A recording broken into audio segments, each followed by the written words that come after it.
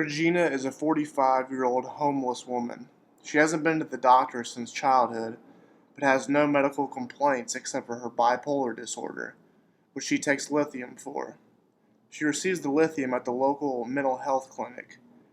In general, her bipolar disorder is controlled, but about every 6 months she stops taking her medicine because she feels better and doesn't feel the need to take it anymore.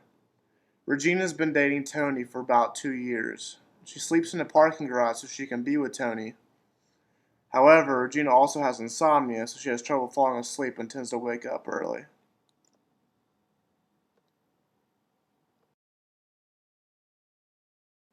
Here's Tony and Regina leaving the parking garage now. As you can see, you're not supposed to be there, but they get there at night and they leave before dawn.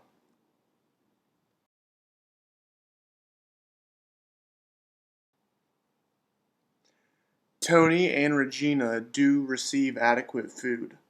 Most of the food they get is from the local soup kitchen in Columbus. Also, Tony gets food boxes from the homeless shelter. However, they sometimes sneak behind nice restaurants and get food out of the garbage. When they seldom have money, they shop for food.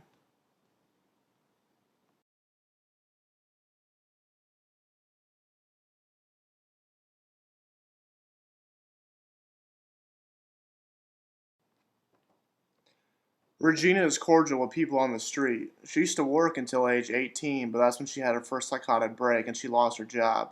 She hasn't had a job since then. She expresses interest in working still, though. For leisure, she goes to the park and watches people. Here she is at the park right now.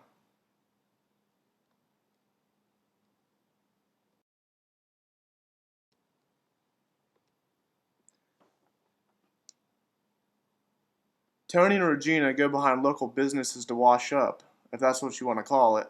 Washing up usually consists of pouring water from a hose onto their hair and face. Regina doesn't participate in any type of oral hygiene. They have to be careful when they wash up because if a business sees them, they'll obviously get in trouble, so they have to be coy about it.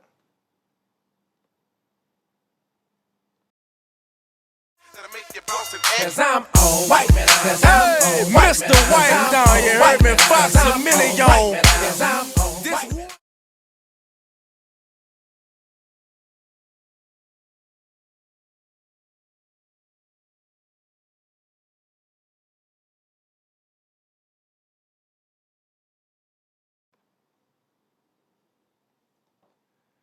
Tony and Regina walk as their main form of transportation. Their money management is poor, and they spend everything that they make from recycling. Regina is independent in dressing. Tony and Regina get most of their clothing from a local church group.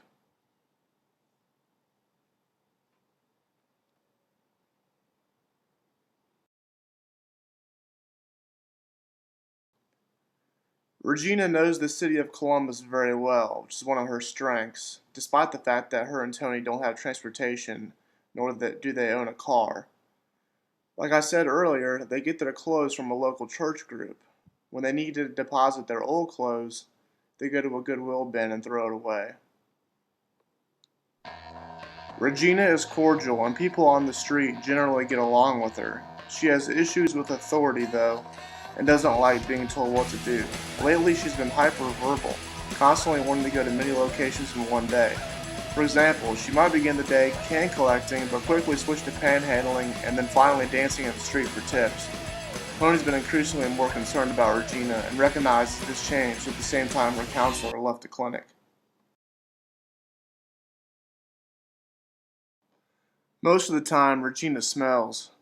Her body odor is definitely not conducive to meeting people or conversing with anybody.